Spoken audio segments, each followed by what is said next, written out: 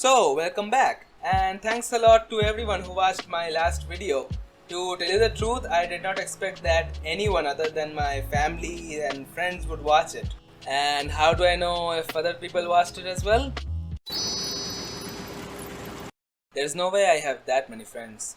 Anyway, welcome to the second part of the Mage Cat Modeling tutorial / me blabbing about my process of making this cat. In this part, I'm going to show you how I UV unwrapped and then textured the model that I made in the last video. So this should be fun, right? Hopefully more fun than watching me model a character out of what looks like dental clay. So with that said, let's begin. Ooh, magic, that doesn't work half the time.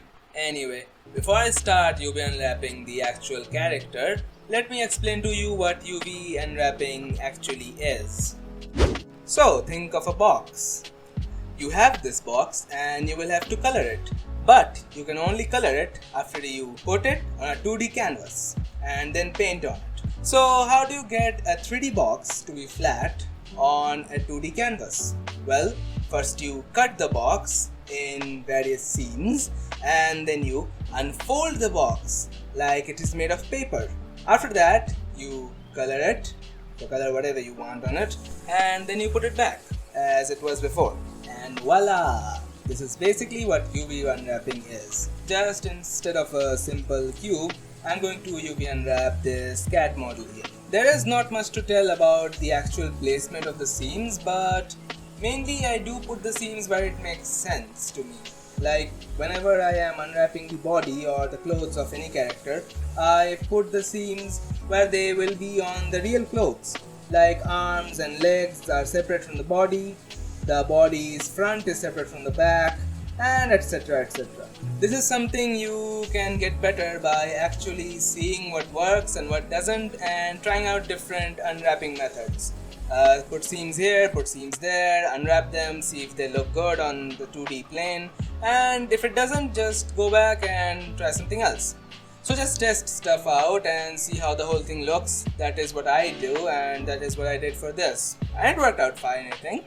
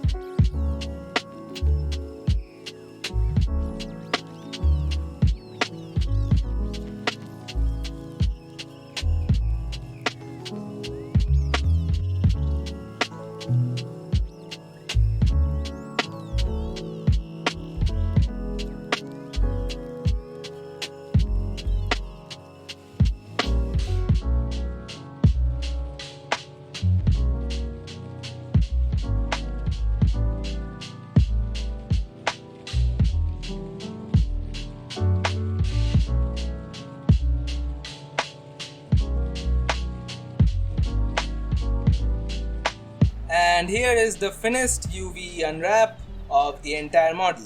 Now you will think, why have I left this area empty? That is something I like to do as sort of a backup. If I add something to the character later down the road, then I will have a place where I can put its UVs instead of using a different image or something like that. So it is just for me. You cannot do that if you want to. Anyway, this is the UV unwrapping done, and now we can move to the coloring, or in this case, the texturing. To do this, I go to the texture paint tab and then I start to block out the colors. In this stage, I just do solid colors to get an idea of how it will look at the end. Look, I just select the part of the model that needs to be colored and then use the paint bucket tool to fill it. Don't worry, the one in Blender works. Trust me. And while you're completely trusting me, you can watch me block out the colors with the same music as before.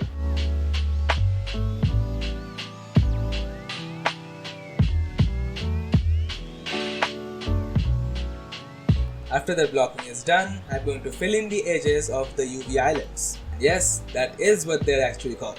This part is important because of how the image scaling works in Eevee, I think. Look, I don't know, okay, all I know is that without this, there's white lines that appear at the seams. So, just do it, it will look better.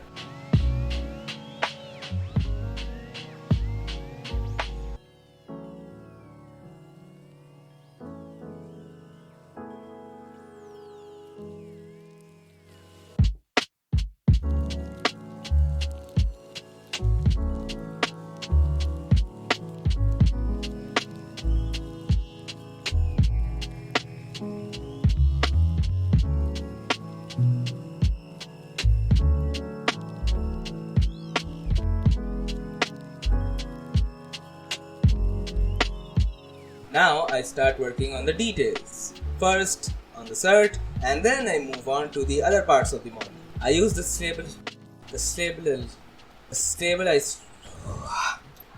stabilized stroke for this. So I turn on this setting so that my lines are more smooth when I draw them, basically. Other than that, it's just coloring. So I have nothing more to say. Enjoy.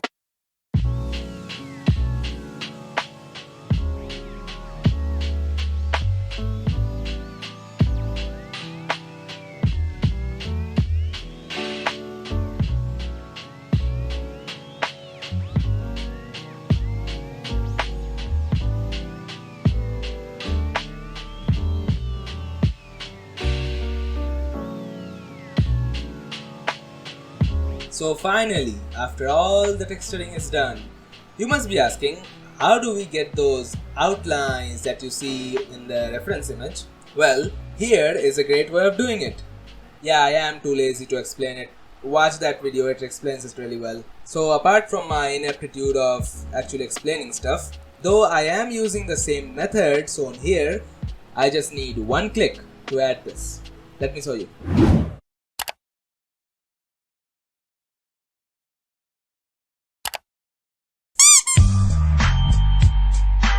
See, now how did I do this? Well, I used this add-on made by the amazing guys at Lightning Boy Studios.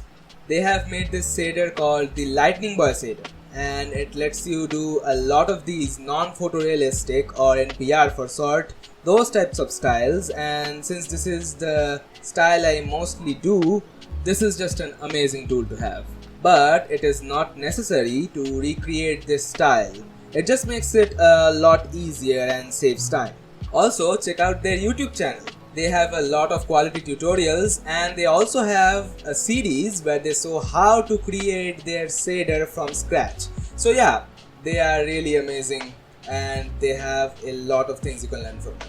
Anyway, that is basically what I am doing here. Just adding the outline and then adjusting its thickness. Now if you see here, the outline around the faces are not exactly what I want them to look like. So I just reduce the thickness around the eyes using the vertex groups, and this is a technique you will use a lot if you want to completely control where, how thick or how less thick your outlines are supposed to be drawn. Oh, I also made the nails here cause to be honest I forgot about them before. But no problem, like I said, you can change it anytime.